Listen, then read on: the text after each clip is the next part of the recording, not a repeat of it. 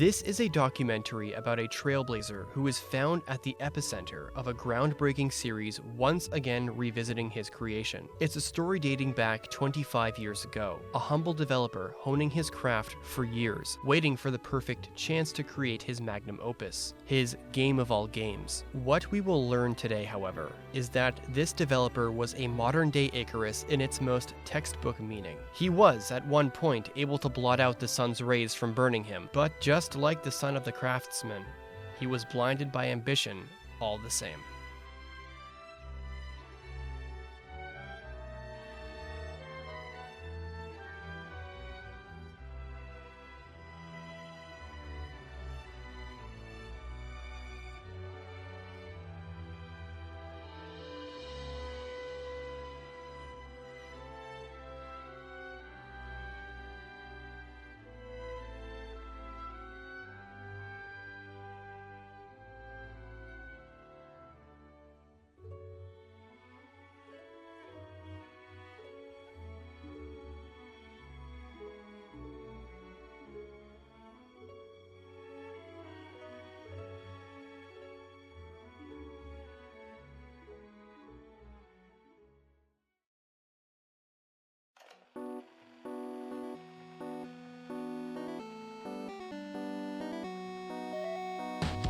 This image, from The Making of Fire Emblem, 25 Years of Development Secrets, published in 2015, is still, and will most likely be until the end of time, the only in-game screenshot of the cancelled Fire Emblem on the Nintendo 64 console. To the right, a girl named Ray tells this silvery blue-haired Pent and Klein crossover that bows are her specialty and that she's had plenty of training hunting in the mountains. This screenshot is part of a greater conversation of which a part of the game's script was included in that publication. That guy on the left is actually named Ephraim. The conversation takes place within the domain Lord Ephraim is from, which is currently about to be attacked by an unknown enemy faction. Eliwood, Ephraim's father, advises his son that deploying the army so hastily without knowing what they're up against is ill-advised. Then Aaron and Owain pitch in, the former in agreement with Ephraim, the latter in agreement with Eliwood. Eliwood then tells the two knights to stop bickering before coughing. Then a character named Bors appears to warn the group that enemy soldiers are heading their way. Afterwards, Eliwood commands his son, Aaron, and Bors to go with him to face them, just before Ray appears on screen to recruit herself to his side. Alongside this screenshot, the following concept art was also provided in that publication. Concept art for Roy, then named Ike, and Idun, and several other characters which were scrapped entirely, like Taki, Helen,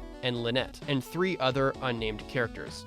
The game was titled Kurayami no Miko, Maiden of Darkness, and was slated to be developed for the Nintendo 64 disk drive, and years later would become Fire Emblem The Binding Blade, with virtually all of their characters and concepts reworked from the ground up on a brand new console, the Game Boy Advance. Any other information from the development of FE64 to its cancellation come in the form of developer interviews, but this isn't just a story of a game getting cancelled on one platform to be reconstructed on another, because the actual FE6 would be the first Fire Emblem game of a new generation, one without Shouzou Kaga, the man in charge of the series since the beginning.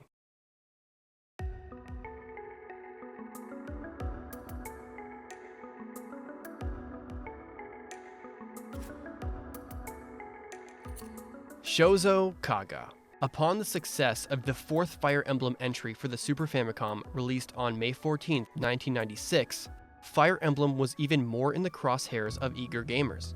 Fire Emblem was getting really popular, and in fact, a little over a month later, on June 23rd, the Nintendo 64 released in Japan. Putting 2 and 2 together, curiosity arose for what the next Fire Emblem game would be developed for, the still-beating Super Famicom or the fresh, unexplored N64. Question: is there a possibility for a next game? If you make a new one, would it be on the N64? That is not clearly decided yet, but if we make a new one, I think while the level of strategy would be high, we would return to something that's easier to play, without losing what makes Fire Emblem different from other games. For the story, I think I'd like to delve into Arcanea again. The previous story started from Marth's escape to Talus, but of course there's a story before that. There are fascinating characters like Camus and Michaelis on the enemy side too, and I'd like to depict their stories as well.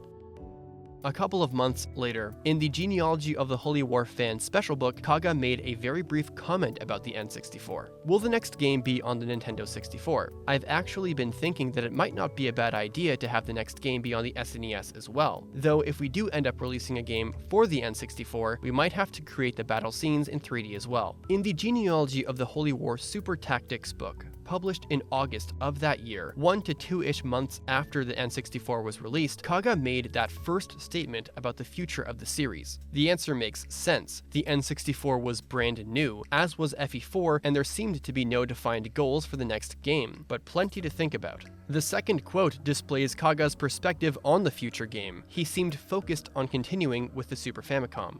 Breaking down this quote, it's notable that he did in fact follow through on what he said here, albeit perhaps not exactly how he wanted. He did end up making a more strategic Fire Emblem game than any in the series thus far in Thracia 776 on September 1st, 1999. But on September 28th, 1997, just a year after this interview, Arcanea Saga would be released for the broadcast Satellaview, a short 4-chapter game with a heavy emphasis on non-playable characters like Nina and Camus. It wasn't the title he had conceptualized entirely, but it did technically explore some things he set out to do in that interview. I actually published a video on BSFE a while back that explains what the broadcast Satellaview was and how BSFE worked in general, which I will link in the description. The point is, Kaga was temporarily able to scratch the itch to return to Arcanea. The thing though, is it wasn't enough. Kaga was not done with Marth's world. He very much wanted to return to Arcanea in full force, and believed the Super Famicom, with a return to Fire Emblem 3 Mystery of the Emblems engine, would be sufficient for the task. We're about to wind back the clock, by literal use of the Wayback Machine, to break down one of 2 important message board posts from www.insys.com.jp, a now defunct message board that served as a way for Kaga and the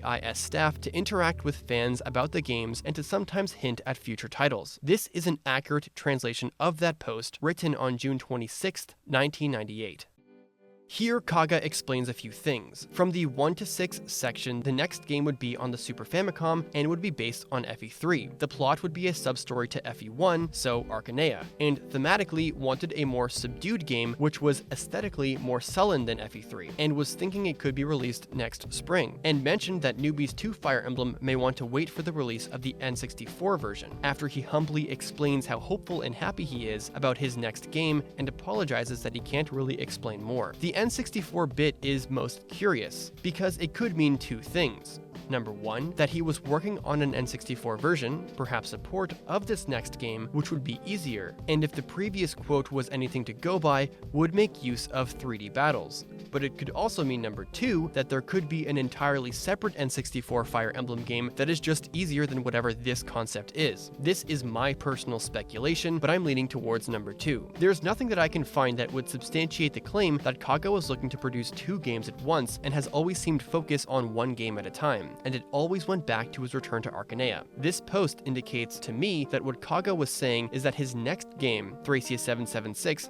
will be difficult, and SRPG newbies could skip the title and wait for Fire Emblem on the N64, which, from the sounds of it, would be his Arcanea game. This is further evidenced by Fire Emblem Super Tactics. Question: the N64 has been released. Where do you think new possibilities lie for a simulation RPG like Fire Emblem on this new hardware? You could let enemies and the like move with even more intelligent patterns, meaning you could create logical movement, matching the changing circumstances. You could make them take actions akin to real humans. Being able to reduce the time complex things take is nice, because in the games so far, we weren't able to have movement that makes sense. Because visual presentation is also becoming exceptionally advanced, you would be able to finish it off with 3-dimensional displays of battles and the like using polygons. And with information screens becoming easier to read, you could cram more information on one screen and create a more tactical simulation RPG. Kaga's ambitious return to Arcanea would have to wait. Whatever crazy plans he had, it would be too much for the Super Famicom to handle. But he still had Thracia 776 to work on. And to be fair to the Super Famicom engine, Kaga did push the enemy AI to act more like humans, like he had wanted to accomplish on a next-gen Fire Emblem.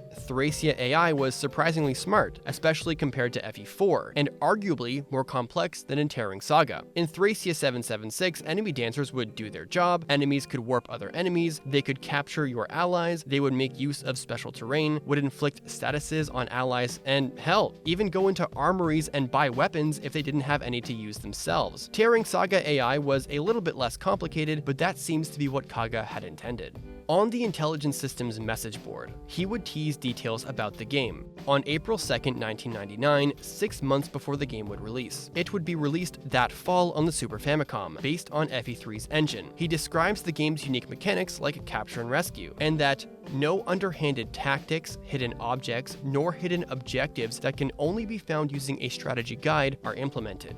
I highlight this because if you've ever heard the allegation that Kaga deliberately made 3CS776 to sell guidebooks, that came from a very bad mistranslation on the part of Serenes Forest when they translated this message board post. The mistranslation said that you would need the guidebook to find hidden objects and objectives, the complete opposite of what Kaga stated. And the article added a personal remark that Kaga himself wanted to sell guidebooks. Such a blunder on Serenes Forest's part actually ended up being an often used remark when discussing or criticizing 3CS776. So if you ever hear this said about the game, correct them because they're very wrong. And in fairness to Serenes Forest, they did amend that article. But I digress. This would be the final substantial post on that message board. In May, Kaga had an interview with Nintendo Online magazine, of which 3CS776 headlined the issue for that month. This interview covered various aspects of the game and Kaga's perspective on strategy and tactics. The final question in the interview went over 3CS776's development, and it ended with a mention of the Nintendo 64. He said that he started working on 3CS776 around the beginning of last year, and the production period was supposed to be much shorter, but he wanted to include more stuff. He has various plans for the next installment in the series and for making software for the N64. He wants to make an easier game, and someday he hopes he can deliver that game to the world. This interview fits well into the timeline we're focusing on. The forum post which teased 3CS776's mechanics was in April. The Nintendo Online interview elaborated more on the game, and the game released 5 months after that. As far as the Nintendo 64 was concerned, Kaga had plans for it, but by the sounds of things, not much time was invested into the console just yet, if at all. He seemed focused on 3CS776 alone, and at best expressed intrigue over the possibility of FE64. Kaga's comments on the N64 have always been seemingly unremarkable, for lack of a better term. As far as I know in my research, he's only ever mentioned it in passing, and while he never really praised and definitely wouldn't critique the console, this is me speculating, but it always came off like he wasn't exactly sold on the platform. At most, he said the Super Famicom wouldn't be able to handle all of his plans and he'd need to wait for a better console, but he didn't mention the N64 in that interview. Question: I would like to ask you more about the new game. When did planning for the next game begin? We thought about the topic for the next game immediately after completing Genealogy of the Holy War. As a matter of fact, we had a previously prepared story in Arcanea, the stage of Mystery of the Emblem. Therefore, at first, we planned to develop something in that direction, but the things we wanted to do were too ambitious. So during preliminary preparations, we came to the conclusion that from a hardware perspective, it would be difficult on the Super Famicom. If possible, I'd like to develop it for a different hardware. Now for the last question. Factoring in the new game, in which direction will Fire Emblem go from here? Can you share your vision on that? As I have said before, I feel like I want to develop one more story related to Arcanea and Marth's Tale, when the environment for that is ready, of course. After we are able to develop that, honestly, I think there will be a stopping point. I haven't really thought beyond that point. In any case, I want to implement all the plans I have into that one more story.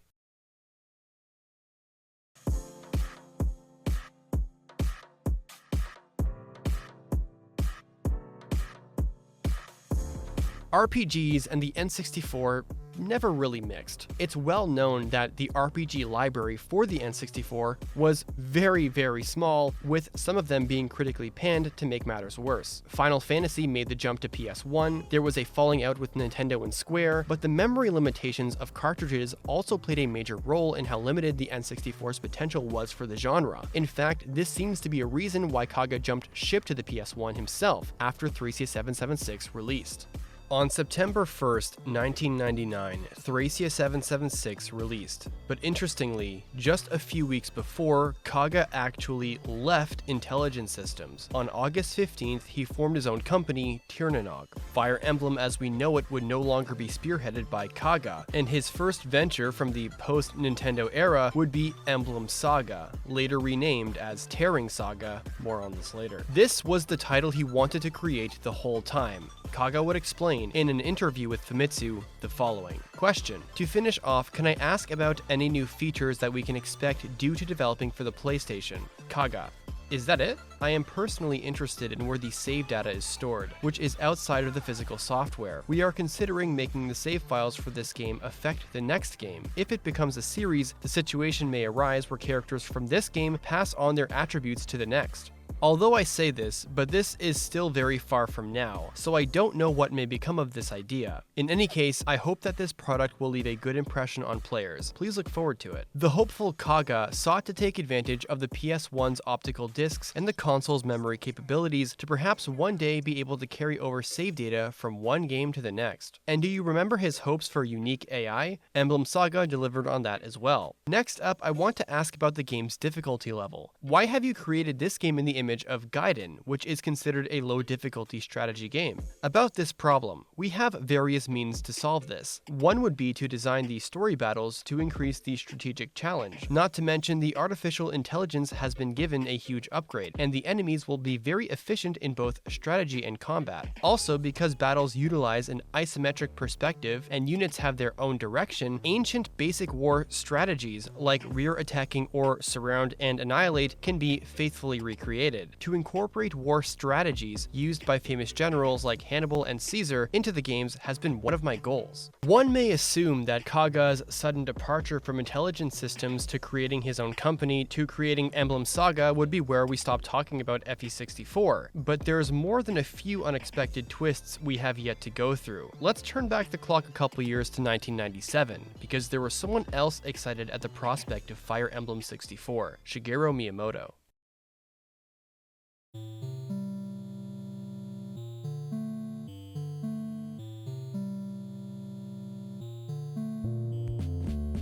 Fire Emblem 64 was originally going to be developed for the N64 disk drive. The N64DD allows the Nintendo 64 to use proprietary 64 magnetic disks for expanded and rewritable data storage, a real-time clock for persistent world design, and a standard font and audio library for further storage efficiency, describing it as the first writable bulk data storage device for a modern video game console. Nintendo designed the 64DD as an enabling technology platform for the development of new genres of games and applications, dozens of which were in development for several years. Miyamoto was excited for Fire Emblem on the N64DD. Question. What about Fire Emblem 64? Miyamoto. We are earnestly producing Fire Emblem 64. Actually, it'll probably come out after Mario RPG 2, the latter half of next year. Question. What % of it has been developed? Miyamoto. The plans for Fire Emblem 64 are steadily progressing. The program team is completing Mario RPG 2, trying to come up with a playable demo. ... I wonder if I've said too much. It is understandable why Kaga could see value in what the disk drive could offer in regards to its capability for better UI, more advanced AI, extra memory, and storage capabilities. I mean, the potential for PS1's save data capabilities is probably the only quote out there that could explain why Kaga liked the PS1 at the time, but in the end, the disk drive was a complete flop, and among the discontinued projects on the hardware, FE64 was one of them. Fire Emblem 64. Announced in the summer of 1998, development shifted from 64DD to cassettes in mid-1999. However, in September 2000, the development was taken over by Game Boy Advance's Fire Emblem Dark Priestess. After that, the subtitle was changed and it was released as Fire Emblem The Sealed Sword. But hold on, when you look back on Miyamoto's quote on FE64, that was said on July 29, 1997. Miyamoto said point blank that it will come out after Mario RPG 2 and that it was steadily progressing. But what does this even mean? The following is my own speculation because this is the information we have and we will never have a definitive answer on this, but look at the timeline. July 29, 1997 would be after Genealogy was released and well before Thracia 776, and the only thing Kaga has ever said with regards to the Nintendo 64 took place last year when he briefly talked about having to make 3D battles. And the post on the Intelligence Systems message board about an easier Fire Emblem game on the Nintendo 64 was made in the summer of 1998, as basically a brief mention while mainly focusing on developing Thracia 776. He did say that early on after Genealogy's release, that the next game was considered immediately, and that they realized they had to wait for a proper environment to arise for that Arcanea game because the Super Famicom was not strong enough. But that quote was from Fire Emblem Treasure, which was published in 1999, well after Miyamoto's statement. And even if Kaga realized the Super Famicom's limitations as early as 1996, that doesn't just mean that he was so deep into the development of FE64 that its plans had steadily progressed just over a year later. What I'm trying to say is there is no evidence, quotes, or anything that would come close to suggesting that Fire Emblem 64 was steadily progressing, whatever that actually means, especially during the time of 1997 in July, and given that Miyamoto was also quoted for this. Question. Go on. So Mario RPG 2 is almost complete? Miyamoto. We're still working on it. Gotcha. We feel relieved. Miyamoto. Don't worry. Feel easy about the 64DD. It strongly suggests to me that he was severely overhyping the 64DD and over-exaggerating the progression of FE64, because that hardware died hard. Miyamoto also told the public not to worry about the 64DD, but I mean, the train never left the station. But clearly, FE64 had signs of life because it was presented at Space World 2000. We have that one screenshot. Something I want to speculate on, going back to this, actually has to do with Kaga. I don't doubt Kaga, and I do think he probably explored the N64, since he was batting for Nintendo at the time and the only other platform was the competition in the PS1. Emblem Saga's beta assets are worth a look, because not only can you see the Genealogy/Thracia-esque UI, but also take a look at the map sprites. They're isometric. These sprites would later be changed to a top-down map sprite style for the TRS release. It seems like a really random thing to change at first thought, but when compared to the FE64 screenshot, I do find it intriguing that they both had isometric map sprite styles. Again, this is speculation and it's based on two screenshots. Maybe whatever the skeleton of what FE64 was, engine and asset-wise, Kaga had a part of. Never mind, actually, it's most likely he did. There's one thing about FE64 that I've yet to mention. The small, mostly unimportant interview of Maiden of Darkness. Here, Masahiro Higuchi, one of Fire Emblem's producers, briefly goes over some thoughts during Kaga's departure. In the meantime, we worked on Thracia, but just before its production deadline, the director left the company. That's why the topic became about what we were going to do for the next Fire Emblem. We were looking for options, like doing research on the Nintendo 64 or developing a Game Boy Advance edition called Maiden of Darkness. Maiden of Darkness was talked about in game magazines and such for a while. I thought it was something like a prototype for The Binding Blade, or is that wrong? There was a change in organization during planning, and we went back to square one. At the time, we showed images and such at Space World, and the materials we have right here are from Maiden of Darkness. We gathered up various illustrations and the like. Among other things, the protagonist Roy stayed the same, but it was fundamentally a different game. In Maiden of Darkness, we had event scenes in an isometric view, but we ended up returning to the form that has more or less been our standard since then. So after restarting development from scratch, we made The Binding Blade. Although such a number of illustrations were made, none of the elements from Maiden of Darkness were used. I think almost nothing was used. Well, something like borrowing names from rejected ideas is not that rare of a thing in the series. Maiden of Darkness really could have been a thing had Kaga not gone. We probably would have gotten a completely different Roy, Adun, everything. The day was August 15th, 1999, when Kaga left IS, causing Maiden of Darkness to completely 180 into the game we know of now. But there are so many other what-ifs, which also changed the course of the series too.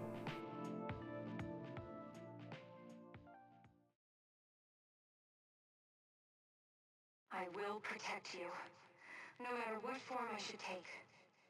But if the time arrives when I lose myself completely, you'll do what you must.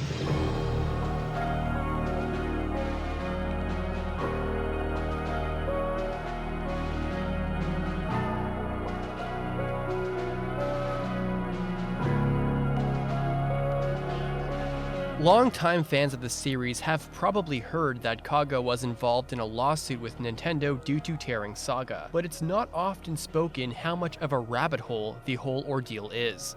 In 2002, around a year after Tearing Saga had been released for the PlayStation, Nintendo sued Tirnanog for copyright infringement and unfair competition law. They cited Kaga's game was purposely confusing fans and leading them to think Tearing Saga was a Fire Emblem entry releasing on PlayStation due to its similarities with Thracia 776, thus damaging the Fire Emblem brand, and asked Tirnanog to halt sales and provide a hefty monetary compensation. And to an extent, you could see their point. Kaga did use his own story and character conventions, as well as very similar characters from Fire Emblem, which was the game and the universe that he created, although this time around these were under different names and designs because legally all Fire Emblem, from Marth to Tiki to Arcanea, all belonged to Nintendo. Also, the game just felt like a new Fire Emblem in all but name. In this first lawsuit, Nintendo's lawyers mainly argued Tearing Saga's English subtitle, Emblem Saga, was too similar to Fire Emblem's,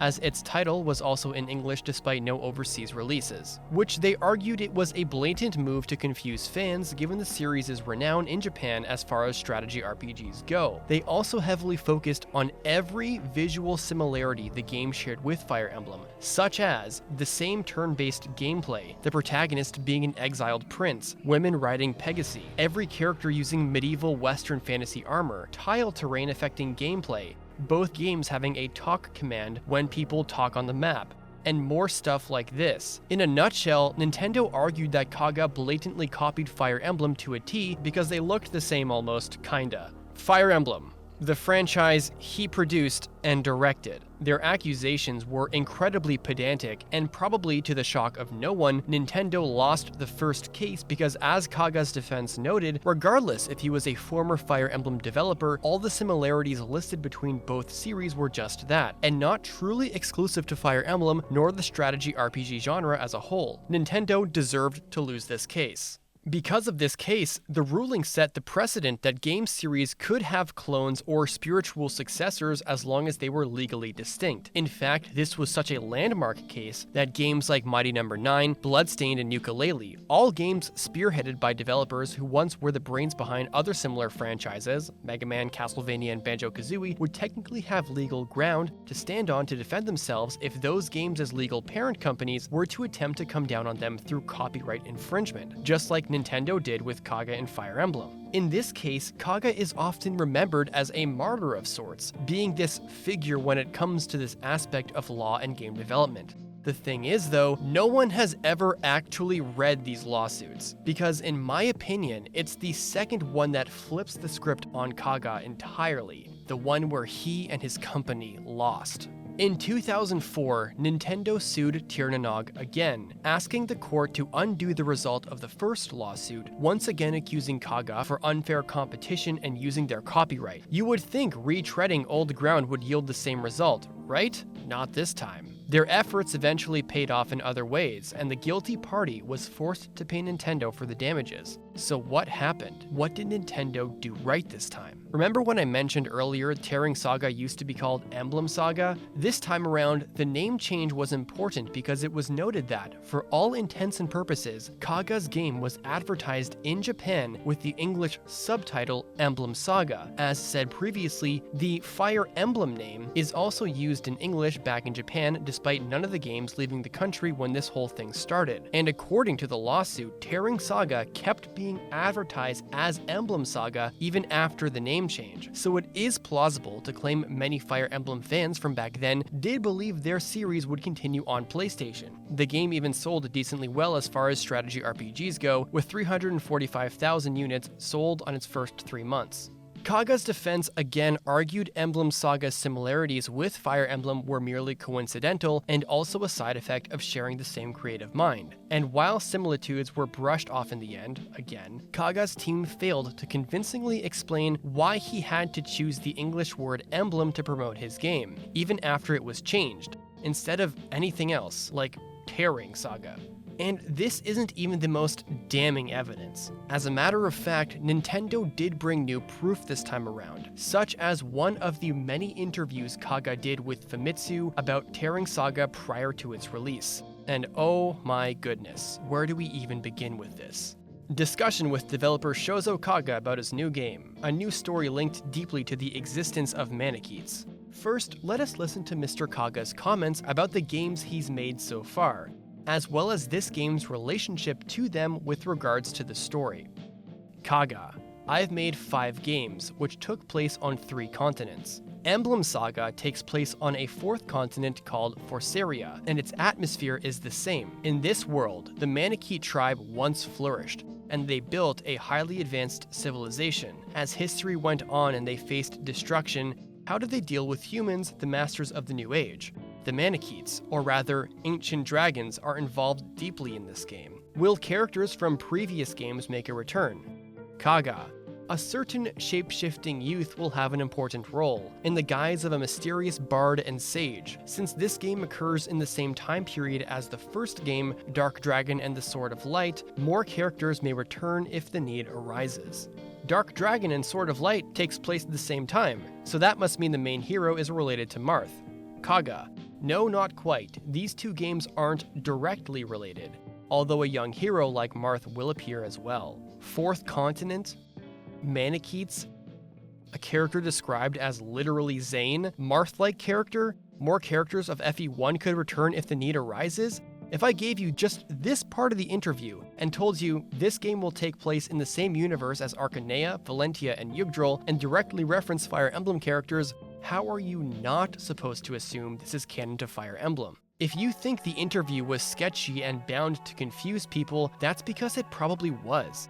This gets even more mind-blowing because, you see, Emblem Saga, by Kaga and his company, Tirnanog, was published by Enterbrain, who at the time was Famitsu's publisher from 2000 to 2013. So this was a joint effort for Enterbrain to quote-unquote legitimately promote quote-unquote Fire Emblem through their widely recognized gaming magazine. But that's not all. Nintendo cited every other known instance and publication where Kaga subtly or explicitly mentioned the canonicity of Emblem Saga to Fire Emblem. On January 28th, a week after his Famitsu interview, he had an interview with Dengeki PlayStation, where he said that Emblem Saga isn't a sequel to Fire Emblem, but it will have Manicheets and a return of the love system. Nintendo's lawyers continue to mention every instance where Kaga's words and other gaming magazines could publicly confuse consumers into thinking that Fire Emblem is coming to the PlayStation.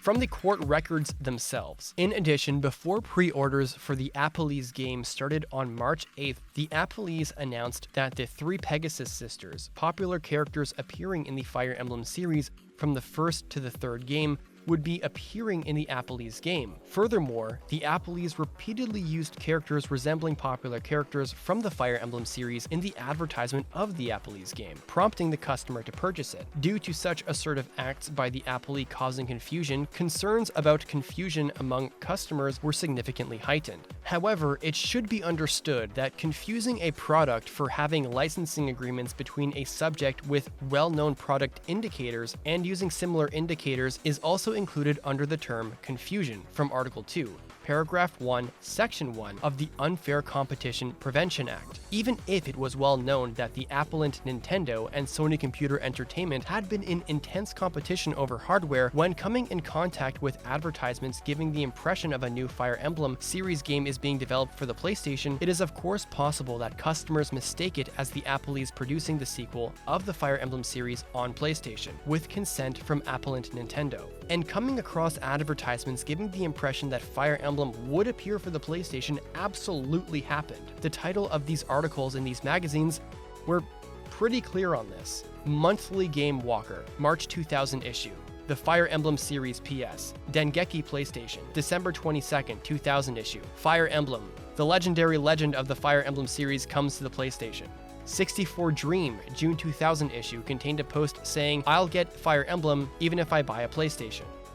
Furthermore, it was also found out that Kaga posted on an internet site on January 16, 2000, referring to himself as the creator of Fire Emblem, that the game will be similar to Fire Emblem Gaiden, and that his relationship with Nintendo hasn't changed. In spite of the flimsy defense provided by the accused, the plaintiffs continued to say that even if they had no control of magazine outlets' title decisions, there was no evidence found to suggest that Kaga and Enterbrain took sufficient measures to make consumers recognize that Emblem Saga was not at all related to Fire Emblem. As per the court records, the Appleys argue that, although publishers tended to try to associate the Appleys game with the Fire Emblem series, such tendencies disappeared due to the Appleys' efforts. However, as advertisement associating the Appleys game with the Fire Emblem series has been published beginning in Weekly Famitsu from January 21, 2000, Exhibit A20, and Dengeki PlayStation from January 28, 2000, Exhibit A460, but also in Monthly Game Walker from March 2000, Exhibit A22, Dengeki PlayStation from December 22, 2000, Exhibit A24, and Weekly Famitsu from March 9, 2001, Exhibit A26, it cannot be said that such tendencies of connecting the Appleys game with the Fire Emblem series disappeared due to the Appleys' efforts. Regarding this,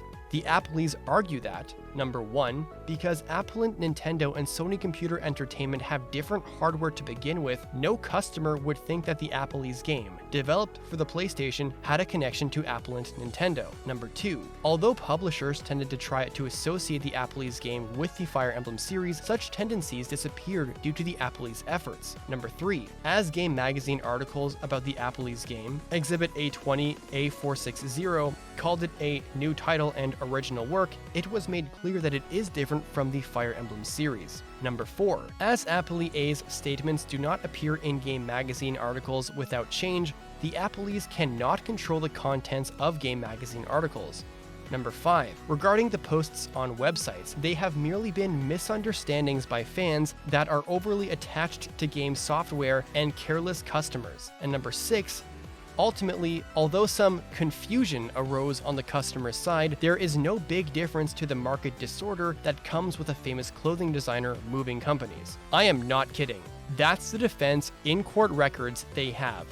Their statements actively contradicted the explicit quotes used by Kaga in his interviews. They made no effort to clarify to fans that Fire Emblem wasn't related to Emblem Saga, that Fire Emblem wasn't coming to the PlayStation, and Kaga actually did the complete opposite. They blamed overly obsessed fans and careless consumers instead of addressing Kaga's explicit tie-ins with Fire Emblem. It's because they had nothing else to say. If this defense sounds like complete bollocks, it's because that's exactly what it is. It's loaded with deflecting and arguing semantics, especially their sixth point. Here, for example, whenever they admit to confusion but don't want to use confusion in term with the law, they will use a word that can also mean disorder, confusion, chaos, and so on. It's so that Kaga's lawyers can use a word that doesn't explicitly imply mixing up two things. The example made out of the clothing designer attempts to illustrate the difference. It will cause a disruption in the SRPG market, but should not be evaluated as confusion. Again, they're just dodging and arguing semantics. Kaga and his publisher got exposed.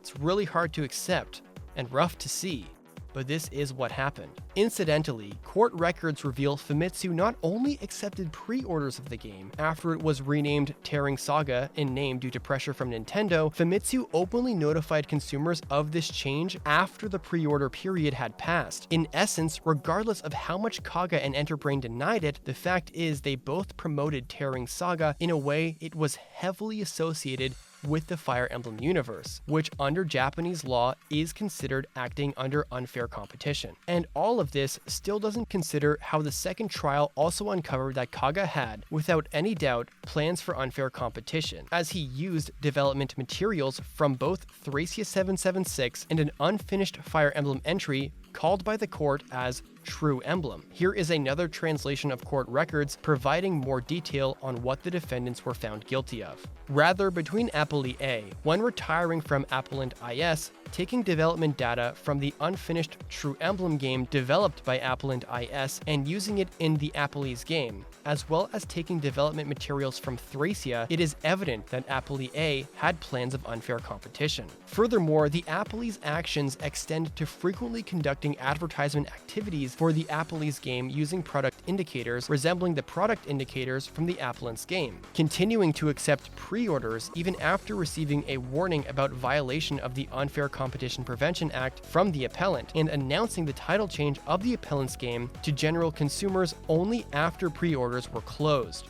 Such acts of unfair competition from the appellees are nothing but malicious and should be considered intent or negligence of the appellees. For context, True Emblem is the expression used by the plaintiffs, and it's likely in reference to the next mainline Fire Emblem game after Thracia 776. So in other words, what was being stated there was that Kaga took unfinished work for the next Fire Emblem, which would have been FE64, and development materials of FE5 that legally did not belong to him anymore. Also, Kaga and Enterbrain ignored Nintendo's warnings and even accepted pre-orders of Emblem Saga, then notified fans after the fact that actually it's Tearing Saga and actually this isn't related to Fire Emblem at all.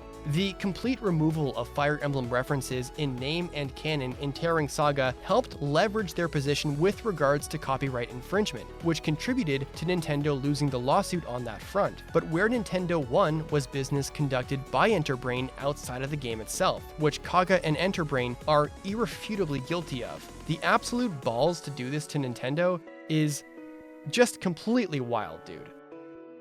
Long story short, while the second trial failed to prove Kaga was violating copyright laws for a second time, meaning the game was allowed to keep selling even if they ran out of copies, it did show that Kaga purposely infringed on unfair competition prevention law, forcing Enterbrain to pay the damages, and dealt a coup de grace that crushed Kaga's hopes of ever continuing the Fire Emblem franchise in his own terms. This really truly is a modern-day Icarus legend. Kaga is still a legend, don't get me wrong. But how insane is it that Kaga is both a martyr and a man who quite literally fucked around and found out?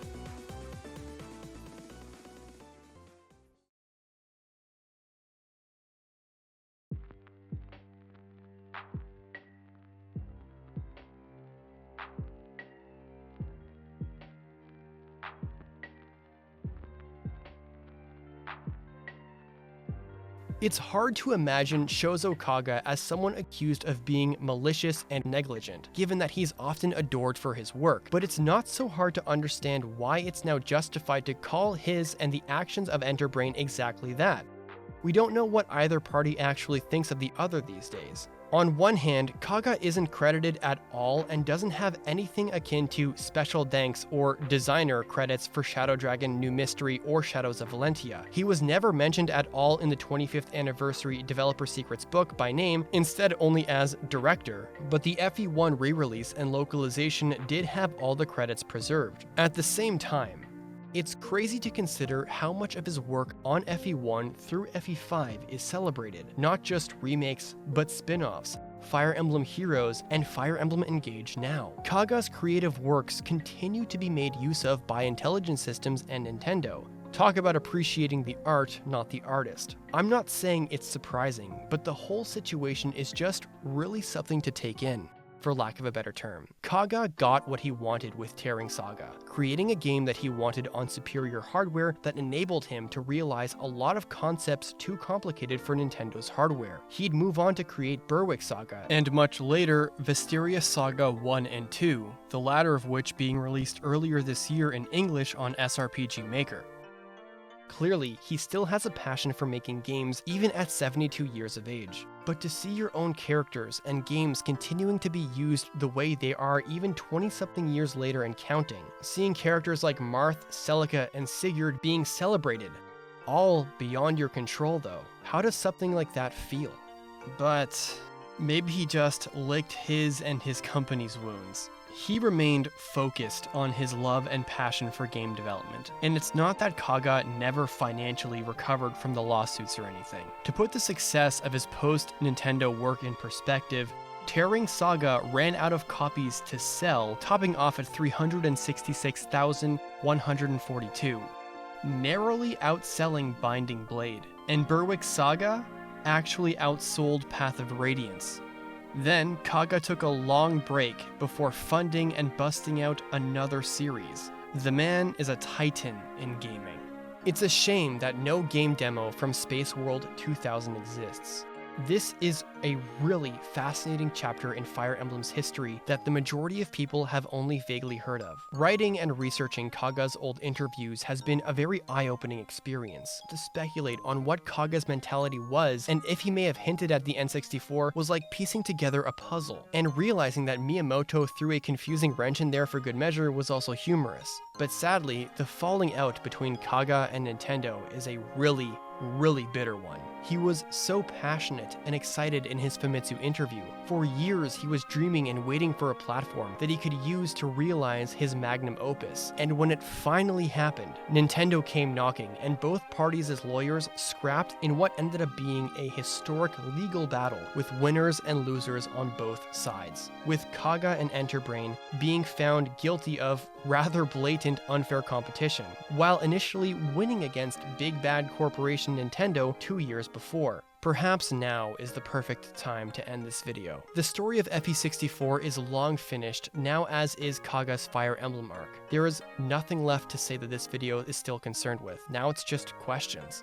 What if Kaga stayed with Intelligent Systems? What if he decided to stick it out with Nintendo and wait for something like the GameCube or the 3DS? What if it was always tearing Saga with no references to Fire Emblem that might confuse buyers and gave no leverage to Nintendo? What if there was never a second lawsuit? Would the relationship between Kaga and Intelligent Systems be different? How different would Fire Emblem be? Deuces.